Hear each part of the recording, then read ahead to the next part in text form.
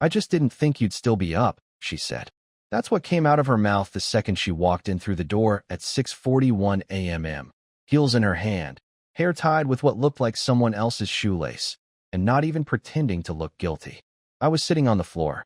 Not the couch, not the bed, just the floor, next to the shoes she didn't wear last night, staring at a crack in the baseboard that I'd never noticed before, like it had something important to say. I asked her where she'd been. She laughed. Not a loud laugh. Not a fake one either. The kind of laugh you accidentally let slip when someone says something so stupid, you don't even bother responding right away. She didn't apologize. She didn't explain. She just walked past me, into the kitchen, like I wasn't the guy who stood by her through 3 job layoffs and her self-discovery year that cost us $9,300 in yoga retreats. I followed her, obviously. I'm not proud of how fast. I sounded pathetic. You said you were just grabbing a drink, I said. You said you'd be back by midnight. I called you. I texted you. She interrupted. I didn't feel like arguing. Arguing? My wife didn't come home. I spent the night calling morgues, hospitals, and even her weird cousin Glenn who lives in a van and thinks pigeons are government spies. And she didn't feel like arguing? I asked her if she stayed at Keaton's. I didn't want to. I didn't want to be that guy. But I couldn't breathe without knowing. And then came her answer. The thing that's been on loop in my head ever since. She looked at me, dead in the eyes, and said, "Would it make a difference if I did?" That sentence hit me like a baseball bat to the chest. Not the words themselves. People say awful things all the time, but the tone. Detached. Bored. Like she'd already rehearsed the conversation in her head, and none of my reactions were surprising her.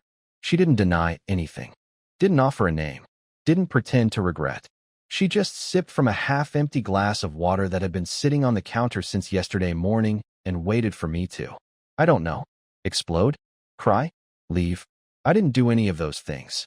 I just stood there, mouth open like some idiot who still thought maybe there was an explanation. Darla, I whispered, because even though she just shattered something inside me, I couldn't bring myself to raise my voice. Are you telling me you? I'm telling you I didn't come home. She cut me off, turning her back like she was done talking. That was it. That was all I got.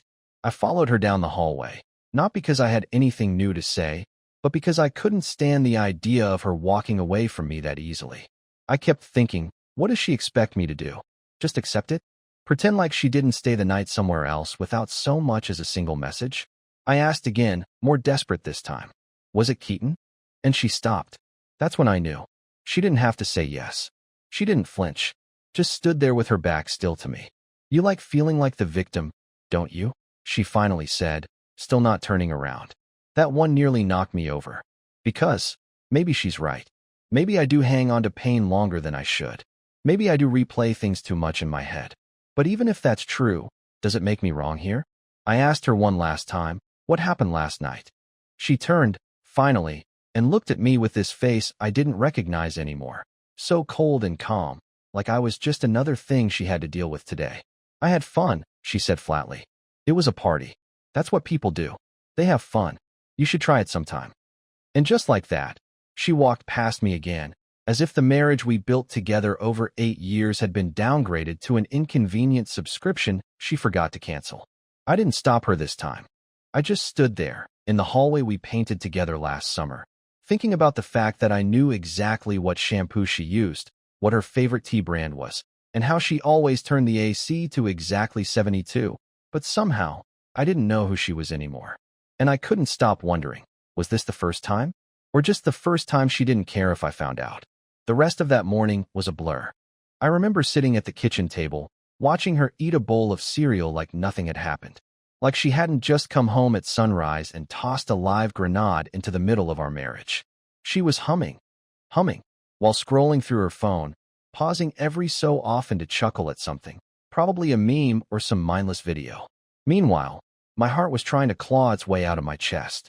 I didn't say a word. Not because I had nothing to say, but because I knew if I opened my mouth, it would all come pouring out too fast, too messy, and too raw to be forgiven. I just stared at her, wondering how long she'd been living in a different version of our life. One where I was more roommate than husband. I tried to focus on something solid, something that made sense. So I picked up her purse from the counter and dumped it out. Not violently. just enough to let everything fall where it would. She didn't even flinch. She just kept eating, spoon clinking against the bowl. There was nothing unusual inside. Lip balm, keys, gum, charger, receipt from the bar, and then I saw it. A bracelet. Not hers. Not one I'd ever seen before. A leather band with a metal clasp. Too big for her wrist, unless she'd suddenly grown 3 inches of bone overnight. I held it up. She glanced at it, then back to her phone. "It's Keaton's," she said flatly, as if she were telling me what time the bus arrived. He took it off and asked me to hold on to it. Forgot to get it back. That was it. No apology. No explanation for why it was in her bag and not, say, on his wrist, where it belonged. I didn't argue. I just put it down gently, like it might burn a hole through the table. That's when I noticed her fingernails. They were clean, but not like usual. She always painted them deep red. Every single time. It was her signature. But now they were bare, trimmed short, like she'd wiped them clean of something. I told myself to stop. I told myself I was spiraling. But when you've been with someone for almost a decade, you start to pick up on the smallest changes. The way they blink when they lie. The exact tone their voice dips into when they're hiding something. And most of all, the way they stop saying we and start saying I. I stared at her for what felt like hours, hoping she'd look up and just say something. Something honest. Something real. But instead, she finished her cereal, stood up, and kissed me on the forehead. "Let's not make this a thing," she whispered, and walked out the door, like nothing was broken. Like nothing needed to be explained. I sat there in silence, the bracelet still sitting between us like a smoking gun, and all I could think was, either I'm losing my mind, or I've been living in a lie so well constructed, I forgot it was even possible to question it.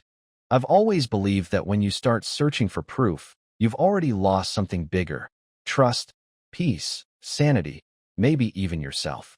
And yet there I was, hours later, sitting in my car outside her office building, watching people come and go like it was a theater performance I didn't pay to attend. I told myself I wasn't stalking her. I just needed something solid. Something to hold on to before my brain caved in under the weight of maybe. She had texted earlier saying she had a meeting and wouldn't be home until late. I replied, okay, like I was calm, like I believed her, but my fingers were shaking so hard I nearly dropped the phone. And that's when it happened, when the thing I never expected to matter suddenly became all I could think about. Our doorbell camera. We'd installed it last year after a package got stolen. Nothing fancy, just one of those motion sensor ones that records a short clip when someone's near. I pulled up the feed, knowing full well she hadn't come home that night. I had already checked, but something made me watch the recording again. I don't know what I was expecting. Maybe nothing. Maybe everything. And then I saw it. 3:17 a.m. The night she didn't feel like arguing. The camera was off. Just off. The log even said device disconnected. But here's the thing. The angle of the camera was different when I reviewed the feed the next morning. Subtly shifted, like someone had adjusted it, and then put it back. That camera's never moved. Not once. It's bolted in tight. My stomach turned cold. It wasn't just the missing footage. It was the awareness. The intentionality. Someone had wanted to not be seen. And that someone had known exactly how to make sure I wouldn't notice unless I was looking for it. That's not an accident. That's strategy. And suddenly, all the little things I'd been brushing off started stacking like bricks on my chest. The scent on her jacket that wasn't her perfume. The shirt she said she lost, but I found in the laundry with a wine stain. The gap between who she used to be and the stranger who now slept 6 inches away but felt miles out of reach. I went inside and sat in the dark, lights off, hands clenched, trying to calm the storm inside me. I wasn't angry. I wasn't even heartbroken yet. I was curious. Morbidly curious. Because if she was capable of crafting this shadow version of her life, what else was I missing? How many scenes had I watched as a background character, never realizing I was being written out of the script entirely? I realized I was no longer trying to fix our marriage. I was trying to solve it. Like a puzzle. Like a crime scene. Like a riddle where the answer keeps changing depending on how much you're willing to believe. And here's the worst part. I didn't even want the truth anymore. I wanted evidence. Because evidence doesn't lie to your face and kiss you goodnight like nothing happened. I wish I could tell you I did something brave next. That I confronted her like a man, demanded answers, and stood my ground. But no, I didn't even raise my voice. I just smiled. Smiled and nodded when she came home later that evening with takeout. acting like the morning never happened. She kissed me on the cheek like it was just another Tuesday and handed me a greasy paper bag filled with lo mein and apologies. But I knew better now. I knew this wasn't about sudden changes or one bad decision. This was routine, practiced. She was too calm, too smooth. And so I stopped asking questions, not because I had found peace, but because I needed her to believe I had. That night, while she was in the shower, I opened her laptop. She never logged out of anything. She thought I'd never look. And for years, I didn't. That was my mistake. There was nothing obvious. No romantic messages. No calendar events marked with hearts. But she had recently cleared her browser history, something she hadn't done in the 12 years I'd known her. That silence, that deletion, was louder than anything she could have said. And that's when I stopped looking for conversations and started creating one. I messaged Keaton, not as myself. I made a fake account using an old profile picture she'd posted years ago during a beach trip with her friends. I used her slang, her tone, her favorite emojis. It wasn't hard. When you love someone long enough, you learn how they speak even when they're lying. I wrote something casual. Last night was wild, grinning face with sweat. I can't stop thinking about it, lol. 10 minutes later, he responded. So when are we doing it again? I stared at the screen so long I forgot to breathe. No hesitation. No confusion. Just familiarity. Comfort. As if this wasn't new to him. As if this was something that had happened before. More than once. I didn't reply. I just closed the laptop, walked into the bathroom where she was brushing her hair, and kissed her shoulder. She smiled at me through the mirror. Feeling better? She asked. I nodded. But something in me had changed. I didn't want the truth anymore. I wanted to watch her lie. I wanted to see how far she'd go. I wanted to know if the person standing in front of me, in the same house, wearing the same face, was even capable of guilt. I started leaving little traps, saying things I knew weren't true to see how she'd react. I ran into Keaton in town today, I said once, watching her face for a flinch, a twitch, a flicker of anything. She didn't blink, just asked what he said. Nothing much, I replied, smiling, sipping my coffee. But he did ask if we were still married. She laughed, but it was tight. Forced. Just for a second. That was the first time I knew for sure she was scared. Not of what she'd done, but of what I might do if I ever stopped pretending to be blind. It's strange how easy it is to become someone else when you're invisible in your own life. I stopped trying to be the husband she once loved, the one who left notes in her lunch bag and remembered to warm her towel in the dryer every winter morning. That man was useless now. That man got lied to. So I made a quiet decision. If she wanted to live a double life, so would I. The difference was, mine would have layers. Hers barely had disguise. I started changing things. Nothing dramatic. Just edits to her reality.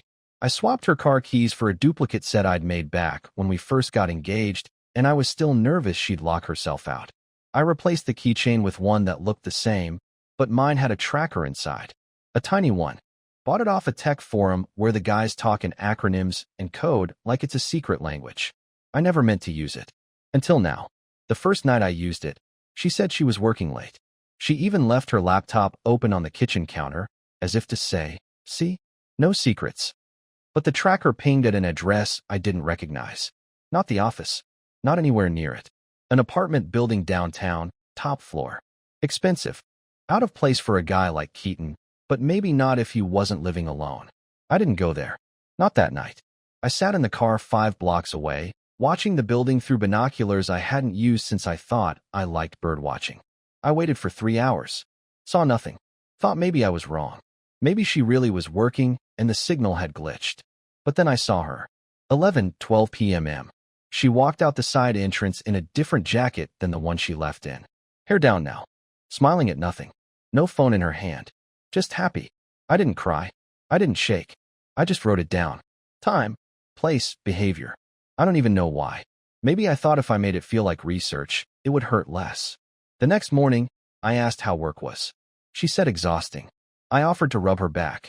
She declined, said she needed a shower. While she was in there, I opened her bag. Nothing.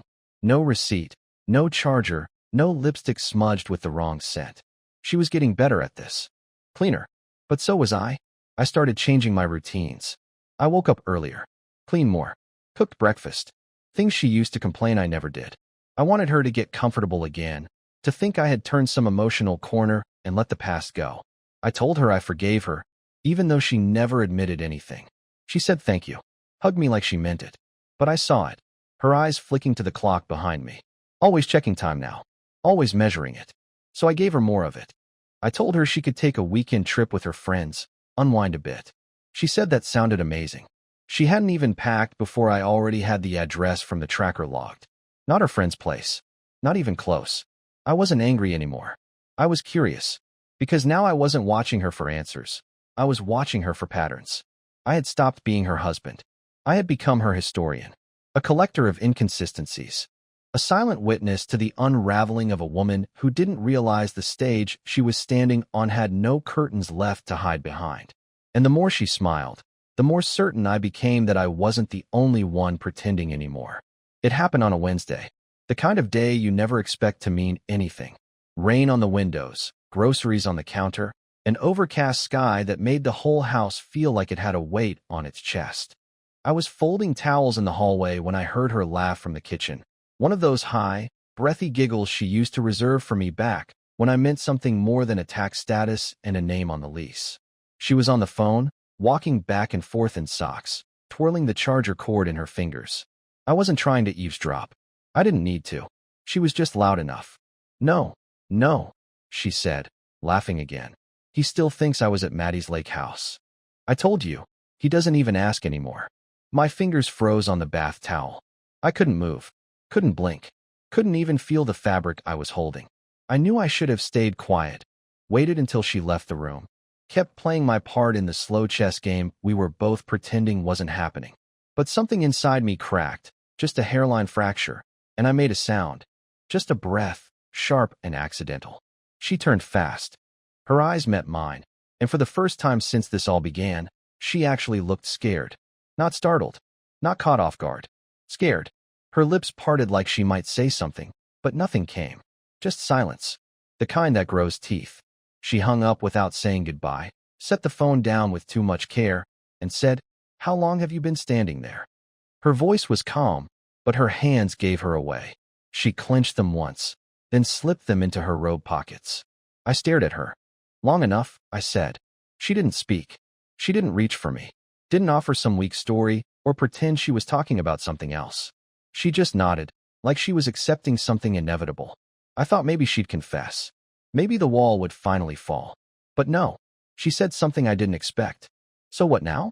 You want to fight? You want to dig through more of my stuff?" She was trying to turn it back on me, make me the intruder in my own life. I didn't answer her. I walked over to the drawer, pulled out the tiny GPS tracker I'd removed from her car that morning, and placed it gently on the table. I didn't say a word, just left it there, between us, glowing faintly like a dying heartbeat. Her face shifted. Not guilt, not shock, recognition, like she'd suspected it was there all along, like she had just been waiting to see how far I'd go. That's when it hit me. This wasn't about love anymore. This was about who could outlast who. She didn't care that she'd been caught. She cared that I had the stomach to watch it happen, that I didn't collapse, that I stood in it and stared back. I told her I knew everything. The address, the nights, the bracelet, the silence. And you know what she said? "You still don't know the why." And with that, she walked out of the room like it didn't matter. Like the house wasn't crumbling around us. That sentence, more than any lie she'd told, kept repeating in my mind. You still don't know the why. As if there was something deeper, something underneath all of this that I'd missed. Some secret not about infidelity, but about motive. And for the first time, I realized I wasn't angry at her. I was terrified, because I thought I'd been pulling the strings. But what if the whole time, she had been letting me? That night, I didn't follow her. I didn't text, didn't track her car, didn't open any apps or devices. I just sat in the living room with the lights off and the back door open, letting the sound of the wind fill the silence she left behind. And for the first time since this whole thing began, I didn't feel panic. I didn't feel obsessed. I felt still. I realized something in that quiet, that this was never a battle I was supposed to win. It wasn't about catching her or proving anything. It was about me not knowing how to walk away from someone who already had. She came home just before midnight, expecting me to be asleep. I wasn't. I watched her tiptoe into the kitchen, barefoot and careful, like she was sneaking into someone else's house. And maybe she was. Maybe it hadn't felt like hers for a long time. She looked older than I remembered her. Not tired, just worn. Like someone who'd spent too long pretending to be two different people and didn't quite know which one to keep. I said her name softly, and she jumped, then gave a weak smile. Didn't think you'd still be up, she said. I nodded. I know. We sat across from each other at the table. No more games. No more cold detective work or second-guessing. Just two people who had once known each other completely, now trying to understand what was left. I told her I wasn't angry, that I didn't want revenge or answers, that I just wanted peace. And for the first time, she cried. Not the dramatic kind. Just quiet tears slipping down her cheeks, one after another. I don't know why I did it, she said. I just kept feeling like I wasn't living my own life anymore. Like I had become this version of me that smiled all the time and forgot what it meant to feel something real. And then, I started chasing anything that felt real, even when it was wrong. I didn't argue. I didn't forgive. I just listened. And then I said something that surprised even me. You don't have to stay. She looked up, confused. What? I'm not going to make you prove anything. Not love, not loyalty. If you're here out of guilt, you don't need to be. If you're here because you think I'll collapse without you, I won't. Not anymore. It was the first moment I felt free. Not from her, but from the version of myself that thought loving someone meant holding on no matter how much it hurt. She didn't answer right away. She just nodded. And the next morning, she packed a bag. Not all her things, just what she needed. No dramatic exit. No slammed doors. Just a quiet goodbye and a soft thank you as she stepped out. It's been 3 months now. The house feels different. Lighter. The air moves easier. I still see her sometimes. She left some of her books on the shelf and a sweater in the laundry that still smells like her. But I don't chase her ghost anymore. I take long walks. I cook breakfast for myself. I write again. And most of all, I'm learning how to love the quiet. Not because it means I'm alone, but because I'm finally not afraid of being alone. She left with her secrets. I stayed with my truth. And in the end, that saved me.